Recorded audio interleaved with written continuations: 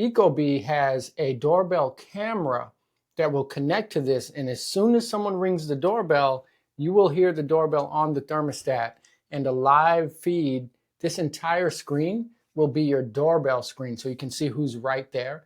You don't have to open your phone and then open the app, and then all you have to do is go up to your thermostat, stand in front of it, see who's at your door talking to you, and you can talk back and forth to the person. So that's really cool. This thing also works with Amazon and Alexa, which is another reason it has a microphone. Now, if you're one of those people that doesn't want any microphones in your house and you've gotten rid of Amazon, Alexa, all of that, then if you have this, then just know that there's a microphone there and it does have the capability to listen to you. There's also a camera on here, and that camera, it's not a live camera like the one that you're viewing me on. It's just infrared to sense motion so that the thermostat knows if you're home or if you're not home. That's how it generates its energy efficiency. So you can turn that energy mode on, and if it senses that no one has had any motion in the house, it can turn itself to a temperature that uses less energy. You can also turn that feature off in this thermostat. I recommend that if you have this thermostat,